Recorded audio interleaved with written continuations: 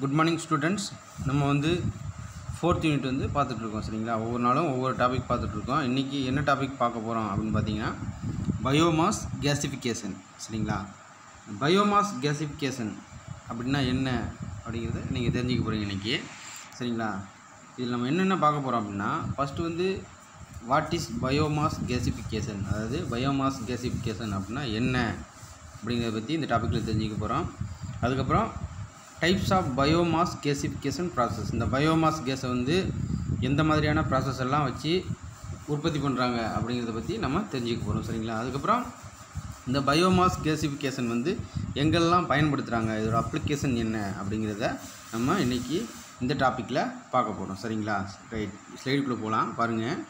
First வந்து பார்த்திங்கன்னா what is biomass கேசிஃபிகேஷன் அப்படிங்கிறத நீங்கள் தெரிஞ்சுக்கணும் சரிங்களா.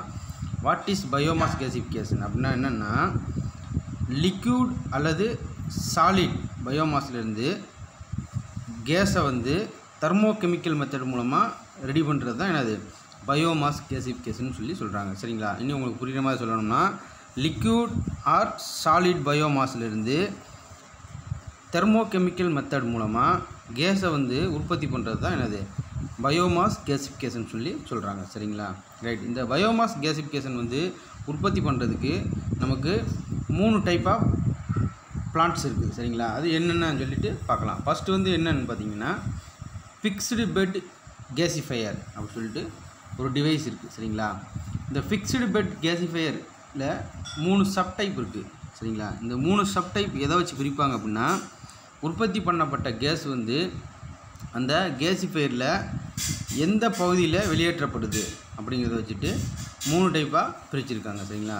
ஃபஸ்ட்டு டைப் என்னன்னு பார்த்தீங்கன்னா டவுன் ட்ராப் டைப் சரிங்களா. இதில் என்ன நடக்கும் அப்படின்னு பார்த்தீங்கன்னா உற்பத்தி பண்ணப்பட்ட கேஸ் வந்து இந்த கேசிஃபையரோட பாட்டம் சைடில் வந்து வெளியாகும், அதுதான் டவுன் ட்ராப் டைப்னு சொல்கிறாங்க. அப் ட்ராப் டைப் நீ ஏன் சொல்கிறாங்க அப்படின்னா உற்பத்தி பண்ணப்பட்ட கேஸ் வந்து இந்த கேசிஃபையரோட டாப் சைடில் வெளியே எடுக்கப்படும், அதனால தான் அப் ட்ராப் டைப்னு சொல்லி சொல்கிறாங்க சரிங்களா. 3வது டைப் என்ன சொல்கிறாங்கன்னு பார்த்தீங்கன்னா கிராஸ் ட்ராப் டைப் சரிங்களா. இந்த கிராஸ் ட்ராப் டைப்பில் உற்பத்தி பண்ணப்பட்ட கேஸ் எப்படி எடுப்பாங்க அப்படின்னு பார்த்தீங்கன்னா அப்லையும் இல்லாமல் டவுன்லையும் இல்லாமல் இன்டர்மீடியட்டில், அதாவது அந்த கேசிஃபையரோட நடுப்பகுதியில் ஒரு போர்ட் எடுத்து அந்த போர்ட் மூலமாக அந்த கேஸை வந்து வெளியே எடுப்பாங்க, அதுதான் என்னது கிராஸ் ட்ராப் டைப்னு சொல்லி சொல்கிறாங்க சரிங்களா. இதில் இன்னொன்று ஃபிக்ஸ்டு பெட் கேசிஃபையர்லேயே பார்த்தீங்கன்னா பேஸ்டு பவர் அவுட்புட், அதாவது இந்த ஃபிக்ஸ்டு பெட் கேசிஃபையரில் எவ்வளோ பவர் உற்பத்தி பண்ணுறோம் அப்படிங்கிறத வச்சுட்டு அதில் ஒரு 4 டைப்பாக டிவைட் பண்ணியிருக்காங்க. ஃபஸ்ட் என்ன சொல்கிறாங்க அப்படின்னு பார்த்தீங்கன்னா ஸ்மால் சைஸ் கேசிஃபையர் அப்படின்னு சொல்கிறாங்க. இந்த ஸ்மால் சைஸ் கேசிஃபையர்னு ஏன் சொல்கிறாங்கன்னு பார்த்தீங்கன்னா இது வந்து 10 kW வரைக்கும் பவர் வந்து ப்ரொடக்ஷன் பண்ணும், அதனால தான் அதை ஸ்மால் சைஸ் கேசிஃபையர் அப்படின்னு சொல்கிறாங்க. அடுத்து வந்து பார்த்திங்கன்னா மீடியம் சைஸ் கேசிஃபையர் சரிங்களா. அந்த மீடியம் சைஸ் கேசிஃபையர் பார்த்திங்கன்னா 10லேருந்து 50 kW பவரை வந்து ப்ரொடக்ஷன் பண்ணும், அதனால் இதை மீடியம் சைஸ் கேசிஃபையர்னு சொல்லி சொல்கிறாங்க. அதுக்கப்புறம் இதில் அடுத்த டைப் பார்த்திங்கன்னா லார்ஜ் சைஸ் கேசிஃபையர். இந்த லார்ஜ் சைஸ் கேசிஃபையர் வந்து பார்த்திங்கன்னா 50லேருந்து 30 kW வரைக்கும் பவரை வந்து ப்ரொடக்ஷன் பண்ணும் சரிங்களா. அதுக்கப்புறம் வெரி லார்ஜ் சைஸ் கேசிஃபையர், எந்த கேசிஃபையர் வந்து 300 kW மேலே பவர் வந்து ப்ரொடக்ஷன் பண்ணுதோ அந்த கேசிஃபையர் எல்லாமே வெரி லார்ஜ் சைஸ் கேசிஃபையர் அப்படின்னு சொல்லி சொல்கிறாங்க சரிங்களா. ஃபைனலாக ஒரு டைப்பு ஃப்ளூயிடைஸ்டு பெட் கேசிஃபையர் அப்படின்னு சொல்லிட்டு ஒரு டைப் இருக்குது சரிங்களா. இதுதான் கிளாசிஃபிகேஷன் ஆஃப் கேசிஃபையர். ஃபஸ்ட்டு கேசிஃபையர் அப்படின்னா என்ன, அதாவது பயோமாஸ் கேசிஃபிகேஷன் அப்படின்னா என்ன அப்படிங்கிறத தெளிவாக நீங்கள் தெரிஞ்சுக்கணும் சரிங்களா. அது தெரிஞ்சுக்கிட்டோம் என்ன அப்படின்னா லிக்விட் அல்லது சாலிட் பயோமாஸ்லேருந்து தெர்மோகெமிக்கல் மெத்தட் மூலமாக கேஸை வந்து உற்பத்தி செய்கிறது தான் என்னது பயோமாஸ் கேசிஃபிகேஷன் சொல்லி சொன்னாங்க சரிங்களா. அந்த பயோமாஸ் கேசிஃபிகேஷனை உற்பத்தி பண்ணுறதுல வந்து 3 டைப் இருக்குது, அந்த 3 டைப்பை இப்போ நம்ம பார்த்தோம் சரிங்களா.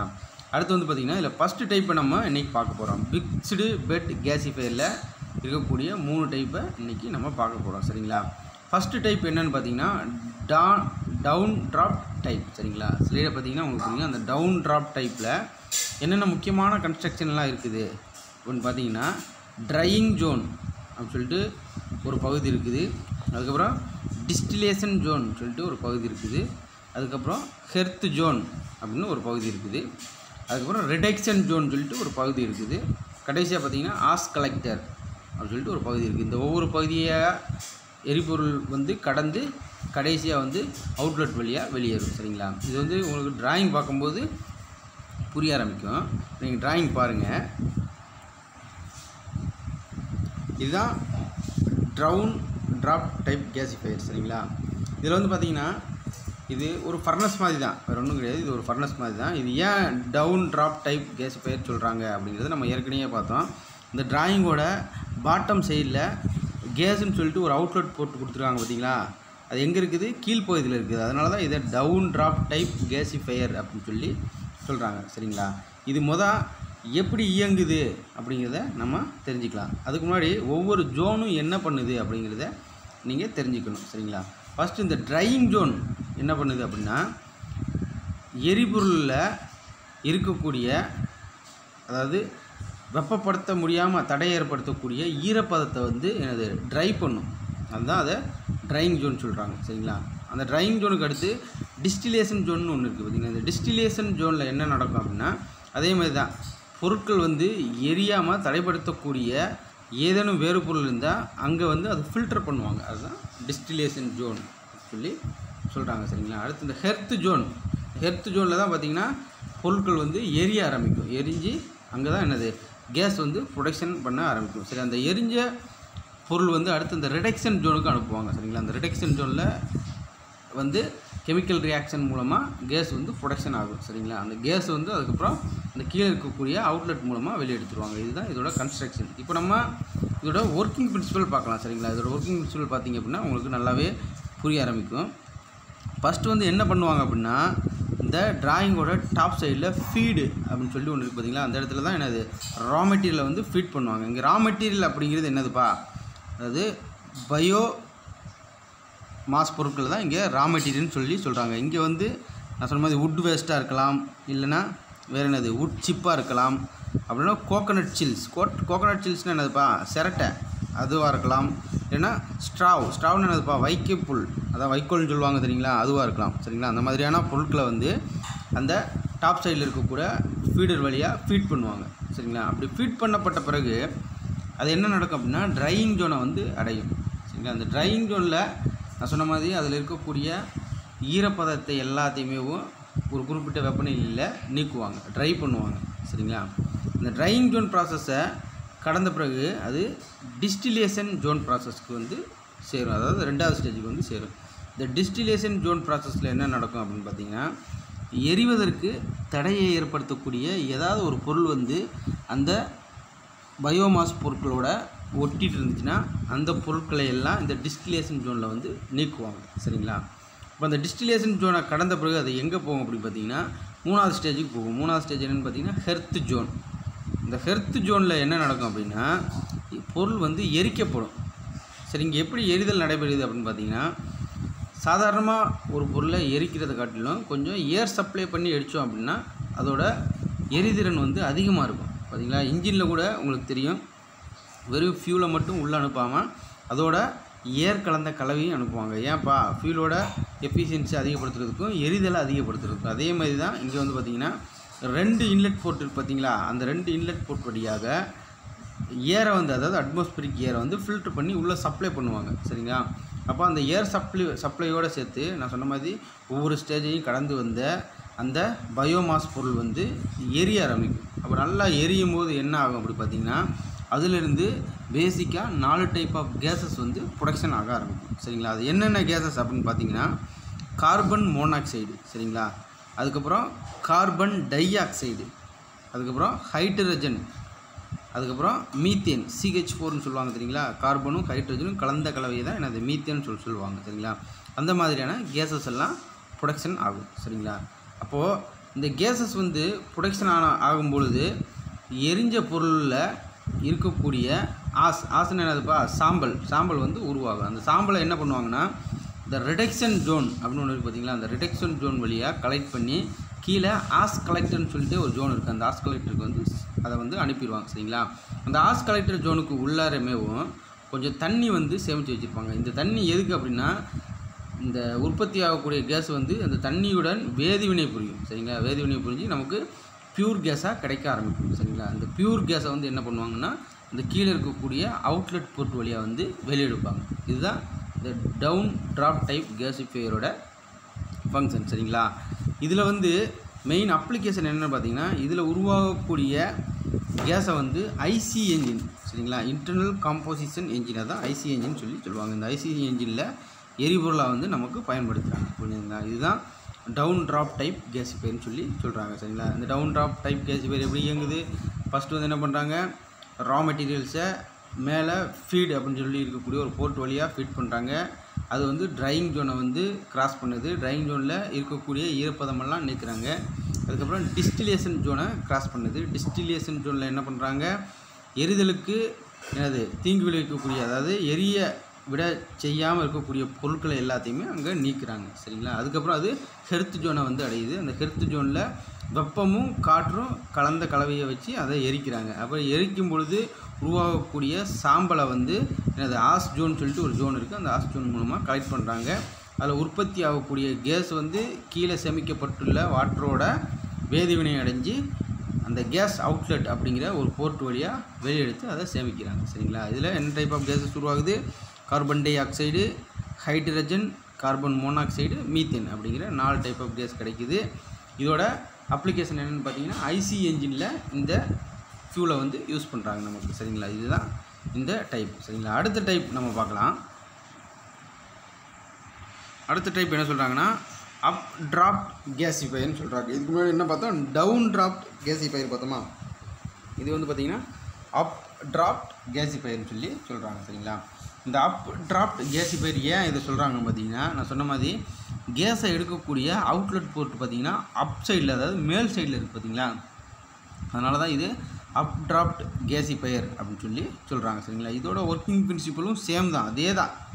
ஒர்க்கிங் பிரின்சிபலில் எந்த மாற்றமும் கிடையாது. ஆனால் கேஸை வெளியெடுக்கக்கூடிய போர்ட்டு மட்டும் கீழ்ப்பகுதியில் இல்லாமல் மேல் பகுதியில் நமக்கு இருக்குது. அதனால தான் இது அப் ட்ராப்ட் கேசிஃபையர்னு சொல்கிறாங்க. சரிங்களா, சரி, இதோட ஒர்க்கிங் பிரின்சிபலில் பார்க்கலாம். சேம் தான், இருந்தாலும் பார்க்கலாம். ஃபஸ்ட்டு என்ன பண்ணுறாங்க அப்படின்னா, நான் சொன்ன மாதிரி இது மரக்கட்டைகளோட துகள்களாக இருக்கலாம், அப்படின்னா சிரட்டை கோகோனட் சில்ஸாக இருக்கலாம், அப்படின்னா வைக்கப்புழு ஸ்ட்ரா அதுவாக இருக்கலாம். சரிங்களா, இதில் ஏதோ ஒரு பொருள் இல்லாட்டி எல்லாம் கலந்த கலவையை வந்து மேலே ஃபீடர் வழியாக ஃபீட் பண்ணுவாங்க. அப்போது அந்த பொருட்கள் வந்து அடுத்து எங்கே அடையும், ட்ரையிங் ஜோனை வந்து அடையும். சரிங்களா, இந்த ட்ரையிங் ஜோனில் என்ன பண்ணுவாங்க அப்படின்னா, பொருட்களில் இருக்கக்கூடிய ஈரப்பதத்தை வந்து நீக்குவாங்க. சரிங்களா, ஈரப்பதமாக இருக்கக்கூடிய பொருட்கள் வந்து அவ்வளோ சீக்கிரமாக எரியாது. ஆனால் ஈரப்பதம் நீக்கப்பட்ட பொருட்கள் வந்து சீக்கிரமாகவே எரிய ஆரம்பிக்கும். அந்த பர்பஸ்க்காக ட்ரையிங் ஜோனுக்கு வந்து அனுப்புகிறாங்க. சரிங்களா, இந்த ட்ரையிங் ஜோனை கடந்த பிறகு அது எங்கே வருதுன்னு பார்த்தீங்கன்னா, டிஸ்டிலேஷன் ஜோன். சரிங்களா, இந்த டிஸ்டிலேஷன் ஜோனில் என்ன பண்ணுவாங்க, நான் சொன்ன மாதிரி எரிவதற்கு தடையை ஏற்படுத்தக்கூடிய வேறு ஏதாவது ஒரு பொருள் வந்து ரா மெட்டீரியலோட கலந்து இருந்துச்சிங்கன்னா அந்த பொருளை வந்து இந்த டிஸ்டிலேஷன் ஜோனில் வந்து நீக்குவாங்க. சரிங்களா, அதுக்கப்புறம் நான் சொன்ன மாதிரி ரிடக்ஷன் ஜோன். சரிங்களா, இந்த ரிடக்ஷன் ஜோன் என்ன பண்ணும் அப்படின்னா, ஹெர்த் ஜோனுக்கு வந்து பொருளை வந்து பாஸ் பண்ணும். சரிங்களா, இந்த ஹெர்த் ஜோன் அப்படிங்கிறது என்ன அப்படின்னு பார்த்தீங்கன்னா, இங்கே தான் ரா மெட்டீரியல் வந்து எரிய ஆரம்பிக்கும். சரிங்களா, இங்கே ரா மெட்டீரியல் வந்து எப்படி எரியுதுன்னு பார்த்தீங்கன்னா, நான் சொன்ன மாதிரி ஒரு அவுட்லெட் போர்ட் வழியாக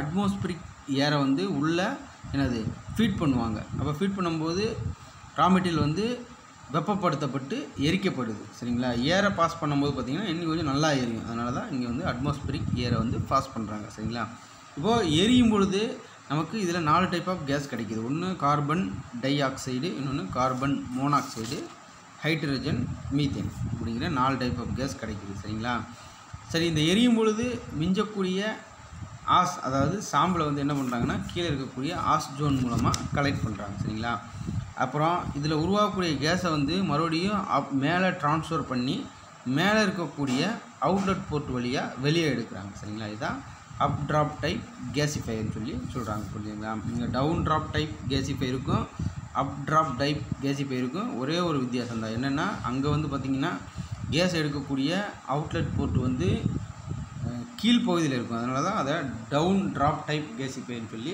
சொல்கிறாங்க. இதில் வந்து பார்த்திங்க அப்படின்னா கேஸை வெளியெடுக்கக்கூடிய கேசிஃபையர் வந்து பார்த்திங்க அப்படின்னா மேல் சைடில் இருக்கும். அதனால தான் இது அப் ட்ராப் கேசிஃபையர்னு சொல்கிறாங்க. மற்றபடி ஒர்க்கிங் பிரின்சிபல் எல்லாமே சேம் தான். சரிங்களா, இதில் ஒரு மெயினான ட்ராபேக் இருக்குது. மெயினான ட்ராபேக் என்னன்னு பார்த்திங்க அப்படின்னா, இந்த மாதிரியான கேசிஃபையரில் வந்து ஹை வோல்டலிட் ஃபியூல்களை வந்து எடுக்க முடியாது. அதாவது அதிக பர்ஃபார்மன்ஸ் பண்ணக்கூடிய ஃபியூலை வந்து இந்த மாதிரியான கேசிஃபையர்லேருந்து உற்பத்தி பண்ண முடியாதுன்னு சொல்லி சொல்கிறாங்க. சரிங்களா?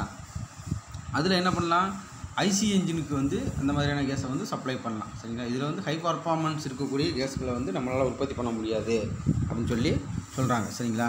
இப்போது இந்த ஜோனில் வந்து பார்த்திங்கன்னா என்ன வெப்பநிலை இருக்குன்னு பார்த்திங்க அப்படின்னா, ஃபஸ்ட்டு வந்து நான் சொன்ன மாதிரி இந்த டிஸ்டிலேஷன் ஜோன்லையும் ட்ரையிங் ஜோன்லையும் 600 டிகிரி செல்சியஸ் வரைக்கும், அதாவது 350 டிகிரி செல்சியஸ்லேருந்து 600 டிகிரி செல்சியஸ் வரைக்கும் எனது வெப்பநிலை வந்து இருக்கும்.